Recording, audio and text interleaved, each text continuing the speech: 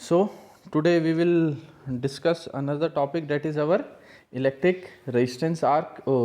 Electric resistance welding. In the electric resistance welding is commonly used. It can be applied to any metals. Electric current passes through the material being joint. तो हमारा जो electric resistance welding है, इसके अंदर हम basically क्या करते हैं, कोई भी मेटल क्या कर सकते हैं, वेल्ड कर सकते हैं. बस उसमें एक कंस्ट्रेंट ये है कि वो हमारा क्या होना चाहिए, इलेक्ट्रिकल कंडक्टिव होना चाहिए. दूसरा, ये कॉमनली यूज होती है. और जो इसका बेसिक प्रिंसिपल है क्या है कि जब भी हम क्या करते हैं, इलेक्ट्रिक रेजिस्टेंस क्या करते हैं, मटेरियल से पास करते हैं, तो उसकी वजह से क्या होती है, हीट जनरेट होती है. और वो हीट कैसे जनरेट होती है, उस इलेक्ट्रिक करंट को हम क्या करते हैं, रेजिस्टेंस प्रोवाइड करते हैं, जिसकी वजह से क्या करता है, वो एक हीट डेवलप करता है. उस हीट से हम क्या करते हैं, जहाँ पर हमें वेल्डिंग करनी है, जिस पॉइंट के ऊपर या सीम के ऊपर, वहाँ पर हम उसको by the help of external pressure हम क्या करते हैं, उसको वेल्ड करते हैं. ठीक है भाई.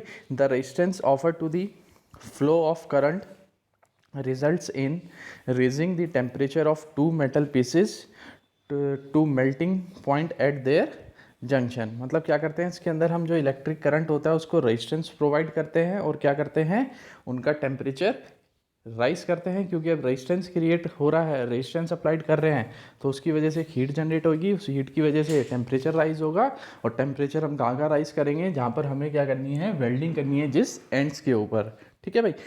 उसके बाद क्या करते हैं, mechanical pressure is applied at this moment to complete the weld. और साथ के साथ हम क्या करते हैं, वहाँ पर एक मैकेनिकल प्रेशर अप्लाइड करते हैं. तो जैसे ही हमारा टेम्परेचर राइज होता है, तो जो ऊपर वाली सरफेस होती है लगभग वो किस में कन्वर्ट हो जाती है, हल्की सी अपने मेल्टिंग पॉइंट टेम्परेचर तक हो जाती है. जिसकी वजह से जो टॉप सरफेसेस हैं वो हल्की सी क्या हो जाती है, मोल्टन स्टेट टाइप में कन्वर्ट हो जाती है. जिसकी वजह से हम क्या करते हैं, जब फोर्स लगाते हैं तो जो दोनों सरफेसेस होती हैं आपस में क्या कर जाती हैं, फ्यूज़ कर जाती हैं. और क्विक प्रेशर जैसी हम लगाएंगे, वो फ्यूज़ होने के बाद क्या होगा, कुछ टाइम के बाद वहाँ पर क्या बन जाएगा, एक जॉइंट बन जाएगा. ठीक है. और बेसिकली अब जो जॉइंट की थिकनेस है वो डिपेंड करेगी हमारा कितने अमाउंट ऑफ हम करंट पास कर रहे हैं, कितने अमाउंट ऑफ रेजिस्टेंस अप्लाइड कर रहे हैं और कितने टाइम के लिए. बेसिकली अब जो हमारा हीट सप्लाइड का या हीट जनरेट का फॉर्मूला होता है इन इलेक्ट्रिक रेजिस्टेंस वेल्डिंग, ये किसके इक्वल होता है, I²RT. तो जितना ज़्यादा हम करंट, रेजिस्टेंस और कितने टाइम के लिए हम करंट फ्लो रेजिस्टेंस अप्लाइड कर रहे हैं, वो हीट उसके ऊपर डिपेंड करेगी. तो जितनी ज़्यादा हीट होगी उतना हम क्या कर सकते हैं, उसका टेम्परेचर राइज कर सकते हैं. ठीक है भाई. Two copper electrodes of low resistance are used in a circuit. अब ये लो रेजिस्टेंस क्यों बोल रहा है, क्योंकि अब क्या होगा, ताकि अगर यही अब क्या इलेक्ट्रोड ही का रेजिस्टेंस ही ज़्यादा होगा तो क्या होगा, इलेक्ट्रोड ही हमारा क्या हो जाएगा, मेल्टिंग स्टेट में कन्वर्ट हो जाएगा. हमें इलेक्ट्रोड को वेल्ड नहीं करना है, हमें बेसिकली किसको अप्लाइड करना है, वर्क बेस, जो कि क्या होते हैं, इन दो इलेक्ट्रोड्स के बीच में होते हैं. और लो रेजिस्टेंस इसलिए करते हैं ताकि इलेक्ट्रोड से ज़्यादा हमारा जो क्या है, करंट है, वो वर्क पीस की तरफ फ्लो करे. और जो वर्क पीस की बेसिकली थिकनेस है वो क्या करती है, उन दो इलेक्ट्रोड्स के बीच में रेजिस्टेंस प्रोवाइड करती है. ठीक है.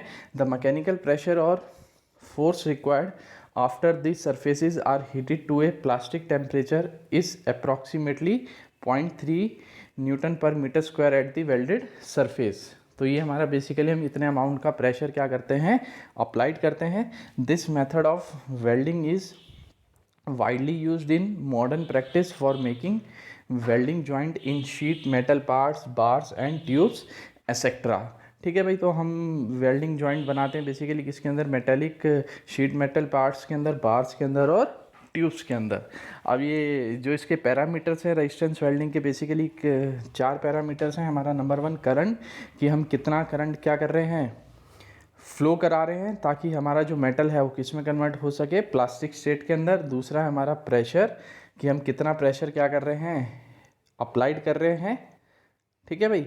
और ताकि वो जब हमारी मेटल क्या हो, प्लास्टिक स्टेट में कन्वर्ट हो, तो वो क्या कर सके, दोनों सरफेस आपस में क्या कर सके भाई, एक जॉइंट क्रिएट कर सके. मतलब आपस में जहाँ पर प्लास्टिक स्टेट में कन्वर्ट हुआ है वो आपस में क्या हो सके, फ्यूज़ हो सके.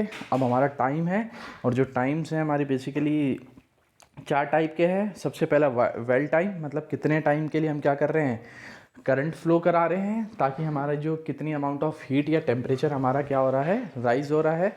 नंबर सेकंड है हमारा force time. Basically force time क्या है कि कितने हम टाइम के लिए क्या कर रहे हैं, प्रेशर को अप्लाई कर रहे हैं ताकि जो हमारी प्लास्टिक स्टेट्स हैं आपस में प्रॉपरली क्या हो सके, फ्यूज़ हो सके।